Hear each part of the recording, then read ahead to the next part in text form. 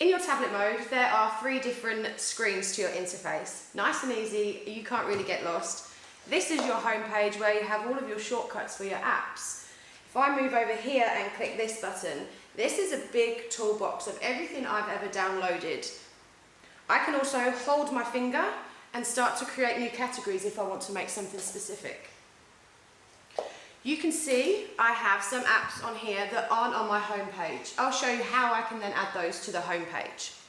Come to your pink button, select your home button, hold your finger down, and you will get this box pop up with a few different options. When we talk about a bubble's an app, so I'm going to click Add Bubble. I then want to add a generic app that I had in that toolbox just a second ago. When I click into here, this is access to absolutely everything you just saw a moment ago in here. And here's the endless apps that I wanted to add. Click that and that will appear straight on your home page, ready for you to use instantly. You can also start to create different folders, so you might want a maths folder or a tech folder or a Mrs. A folder.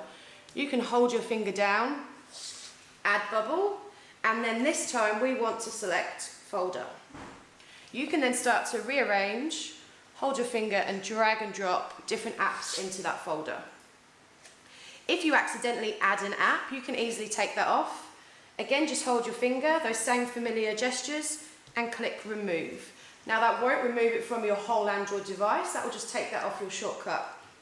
If you want to take the whole app off, you need to come to your big toolbox, hold your finger down and uninstall.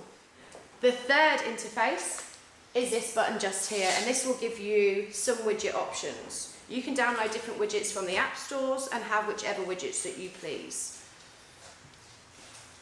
Clicking back, and that takes me straight back to my main home screen. The home screen is completely customizable, and everything on the Android is completely customizable, so you can have it specific for your teacher's needs, for their students and their lessons. I can have different wallpapers, I can change the layouts of my apps, I can change the looks, I can change the colours. If I hold my finger on the clock, it's going to give me some options to change the clock colour and the clock styles. If you flick up at the bottom, you'll be presented with another menu bar. Along here are a few options. The first one is a reboot button. The second one is a lock button. Now, if you wanted to, you can add a PIN number or a swipe or a passcode onto your Android. Swipe up, and this one is a screenshot. This will allow you to take a screenshot of anything you're on without that annotation tool. This will put that straight into your gallery. Swipe up. Remember I said this is just like a big giant tablet. If I click into here, this will show all of the apps that I have running in the background. Make sure you check and close these down, because this will hinder the performance of your Android if you've got hundreds of these open in the background.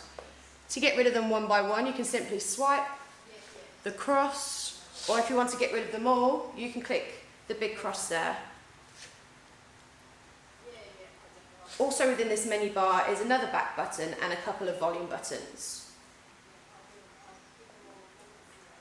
Into my settings cog.